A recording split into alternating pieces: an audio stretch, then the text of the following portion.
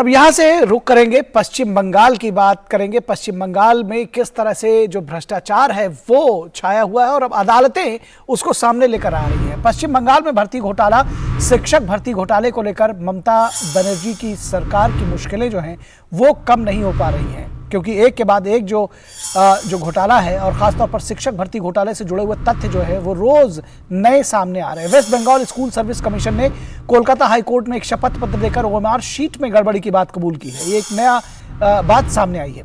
Commission ने स्वीकार किया है कि 3000 अभ्यर्थियों के लिखित परीक्षा के अंकों में छेड़छाड़ करके उन्हें मेरिट लिस्ट से नीचे डाल दिया गया। कमीशन के पूर्व अध्यक्ष की इस मामले में गिरफ्तारी हुई है, तो वहीं भ्रष्टाचार के आरोप में पूर्व मंत्री जेल में है। तो आप समझ सकते हैं कि ओएमआर शीट के साथ छेड़छाड़ की गई। शिक्षक भर्ती घोटाले की जांच कोलकाता हाईकोर्ट ने सीबीआई को सौंपी थी और उसके बाद ये तथ्य जो है वो लगातार सामने आ रहे हैं कि ओएमआर शीट में छेड़छाड़ की गई और 3000 के करीब ऐसे लोग थे जिनकी ओएमआर शीट में छेड़छाड़ की गई। और उस कार्रवाई में पार्थ चटर्जी के घर से करोड़ों रुपए बरामद किए गए थे, लेकिन आज भी टीएमसी से बदले की कार्रवाई मान रही है। पिछले दिनों कोलकाता हाईकोर्ट ने एक बड़ा फैसला लेते हुए ग्रुप सी में कार्यरत 842 लोगों को नौकरी से निकालने की बात कही थी। कोर्ट ने इन रिक्त पदों पर भर्ती के लिए जल्द विज्ञापन देने का भी निर्देश दिया है। लेकिन बड़ा सवाल यह है कि ओएमआर शीट में हेराफेरी करके काबिल लोगों के साथ हुई नाइंसाफी किस तरह से मां माटी और मानुष की सियासत को दिखाती है। तो निश्चित तौर पर मां माटी मानुष की सियासत करने वाले लोग किस तरह से भ्रष्टाचार में आकंठ डूबे हैं और अब अदालत ने भी निर्णय लिया है कि इसमें कम से कम 847 ऐसे लोग हैं जिनके खिलाफ कार्रवाई जिनको नौकरी से हटा दिया गया और कहा गया है कि नई जो है वो विज्ञापन इस पर लाया जाए। हमारे संवाददाता प्रसेनजीत बख्शी इस वक्त कोलकाता से इस पूरी खबर पर हमारे साथ जुड़ रहे हैं। शिक्षक भर्ती घोटाला, ये ऐसा लग रहा है कि इसमें एक के बाद एक नए राज रोज खुल रहे हैं।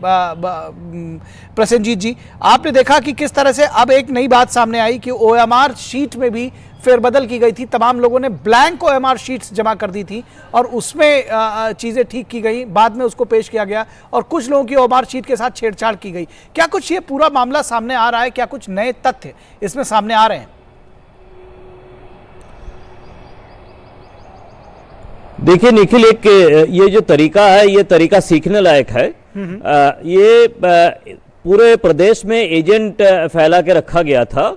जिन लोगों ने प्रोस्पेक्टिव नौकरी के जो एस्पिरेंट है इन लोगों से कांटेक्ट करते थे, उनसे कुछ 7-8 लाख रुपया बताया जाता है या 12 लाख भी हो सकता है, ग्रुप सी, ग्रुप डी या टीचर के हिसाब से। तो ये सब करने की बाद वो जो एप्लीकेशन करते हैं उसमें वो एडमिट कार्ड नंबर लिया जाता है। एडमिट कार्ड नंबर के हिसाब से उनके पास जो ओएमआर शीट है बताया दिया गया था।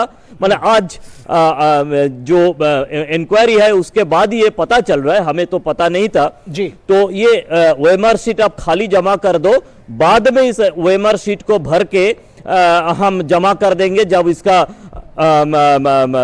जो जांच होने का है तब हम भर देंगे, आपका नौकरी पक्का है।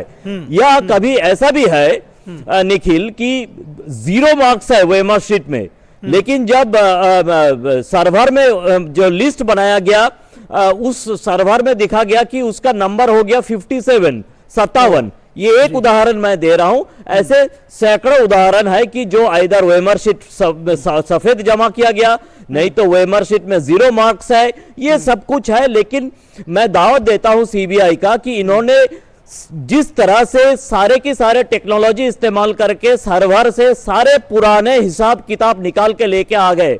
और मैं दावत देता हूं कि हाईकोर्ट का भी स्थिति आप समझने की कोशिश करिए निखिल, पूरे देश को समझना चाहिए कि किस तरह की एक माफिया राज है, ये समझना जरूरी है। क्योंकि हाईकोर्ट को जो स्कूल सर्विस कमीशन की ऑफिस है वहां पे 3-4 दिन के लिए सीआरपीएफ तैनात करना पड़ा था कि वहां से जो सबूत है वो सबूत ना मिट पाए, वहां से जो सर्वर है वो सर्वर उठा पाए, उसका जो हार्ड डिस्क है वो जो सीबीआई की लोग है उठा पाए।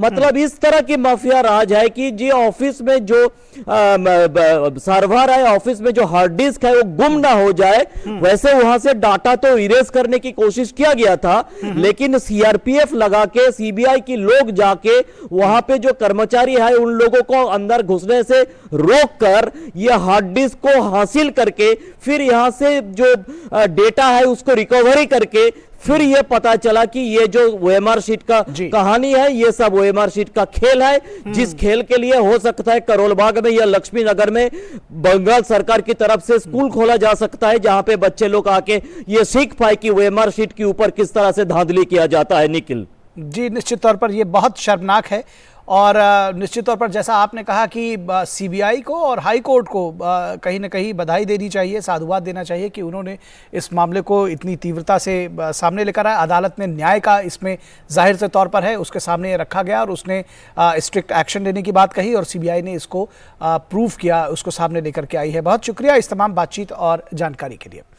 और यहाँ रुकेंगे एक छोटे से ब्रेक के लिए, कहीं मत जाइएगा। ब्रेक के बाद जब वापस लौटेंगे तो